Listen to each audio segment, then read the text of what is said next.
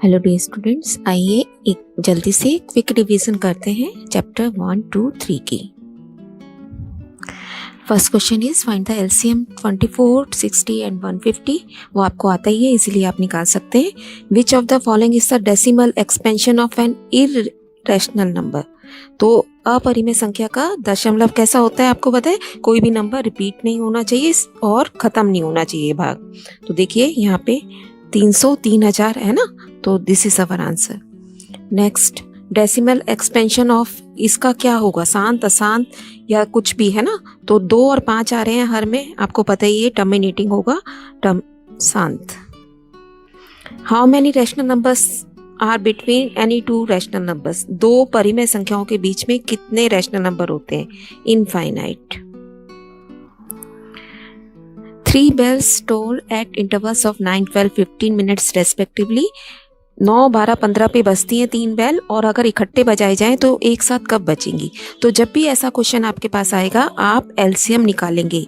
अगर 3 आदमी चल रहे हैं और कुछ कुछ कदम की, उनका कदम इतना लंबाई का है और कब इकट्ठे मिलेंगे, ऐसे सभी क्वेश्चंस में हम एलसीएम निकालेंगे। नेक्स्ट देखिए, 144 cottons of Coke cans and 90 cartons of Pepsi cans are to be stacked in a canteen। और हमें क्या बताना है कि what would be the greatest number of cartons। तो जब भी greatest number है that means हमसे SCF पूछा जा रहा है। ये 2 क्वेश्चंस आपको पर्टिकुलरली ध्यान रखने हैं। नेक्स्ट है find LCM of the smallest 1 digit composite number. Smallest 1 digit composite जो कि भाज्य संख्या है, तो वो क्या होती है 4। और उसके बाद बोल रहा है सबसे छोटा 2 डिजिट का भाग होने वाला भाज्य संख्या, तो वो क्या होता है 10। तो अब आप 4 और 10 का एलसीएम निकाल लेंगे, that will be your answer. Next, HCF of 2 number is 27। LCM दिया हुआ है और एक नंबर भी दिया गया है, दूसरा नंबर हमें निकालना है, तो हम ये फॉर्मूला यूज करते हैं। इसको रिवाइज कीजिए अच्छे से, आंसर आ जाएगा 81। 9th question, after how many places it will terminate.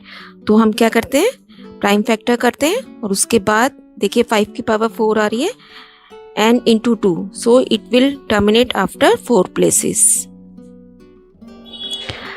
10th question, the number of polynomials having zeros S -2 and 5। तो ऐसे कितने नंबर पॉलिनोमियल्स आप बना सकते हैं जिनका जीरोस -2 और 5 है, तो answer is 1। Next, which of the following is not the graph of a quadratic polynomial. द्विघात बहुपद का ग्राफ क्या नहीं है। देखिए एक्स एक्सिस को जितने जगह कट लग रहे होंगे वही हमारा आंसर होगा, है ना। यहाँ पे 1 है, यहाँ 2 है, यहाँ 0 है, यहाँ देखिए 3 बार कट रहा है, इसका मतलब ये तो बिल्कुल भी द्विघात बहुपद नहीं है। So this is not our answer.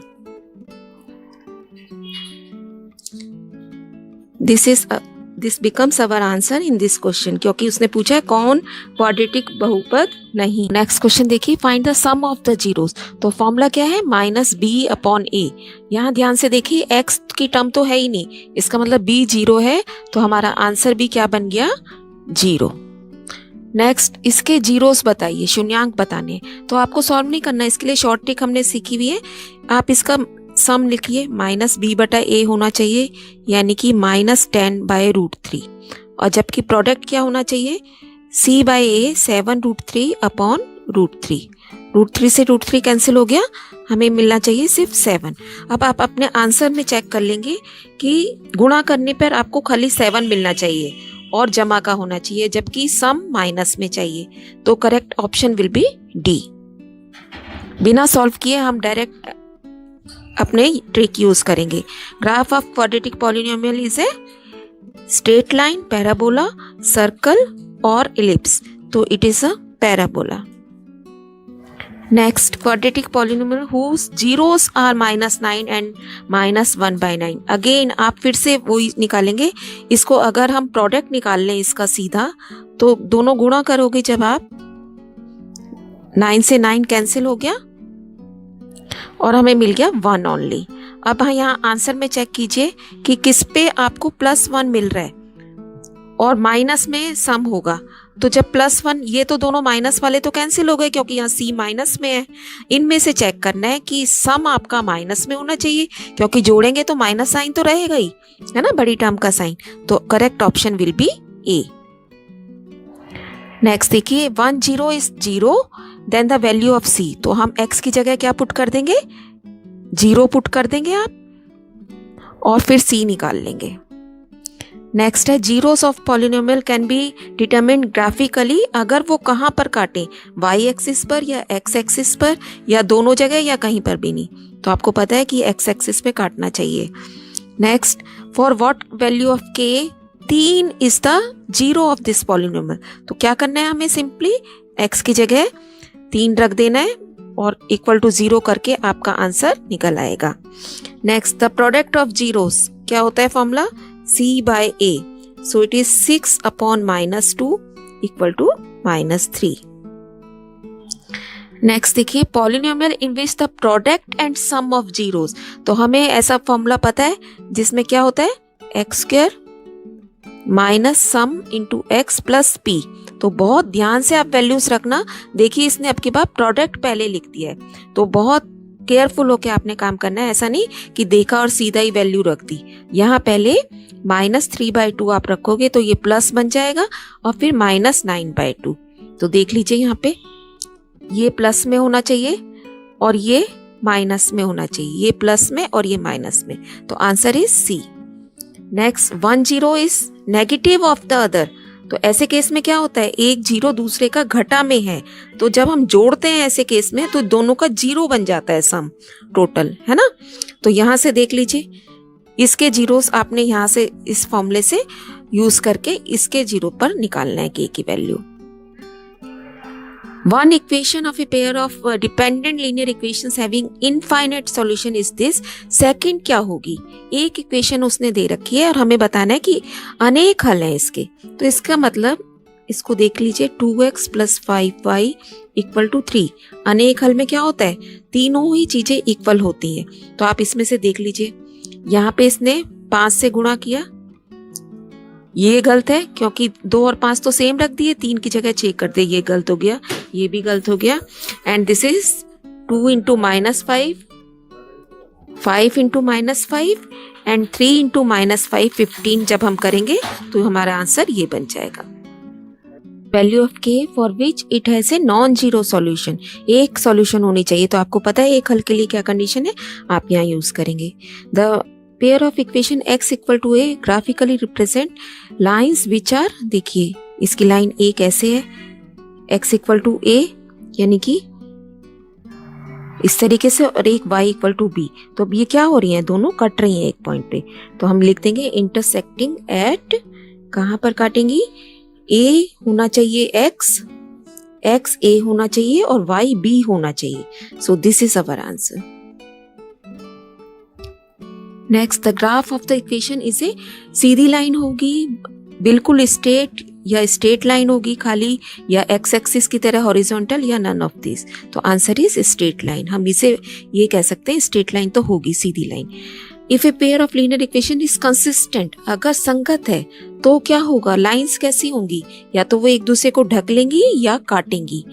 तो हमें आंसर देना है या तो इंटरसेक्टिंग होगी या coincident. Next, if 29x + 37y = 103 and 37x + 29y = 95, then answer बताना है। तो ऐसे क्वेश्चंस में हम बेटा एक बार दोनों इक्वेशंस को प्लस कर लेते हैं और एक बार माइनस कर लेते हैं, और सॉल्व करके देखिए कॉमन निकल के सिंपल हो जाता है। x + y = 3, x - y = -1। अब जब आप इसे आगे सॉल्व करेंगे, देखिए y से y कैंसिल हो रहा है, 2x = 2, x = 1। तो x 1 है तो y कितना आ गया, 2। 1 और 2 हमारा आंसर बना। नेक्स्ट देखिए, if pair of equation is y = 0, y = -7 has 1 solution, 2 solution, no solution. तो आपको पता ही है, देखिए नो सॉल्यूशन आएगा, बिल्कुल ही चेंज वैल्यू है।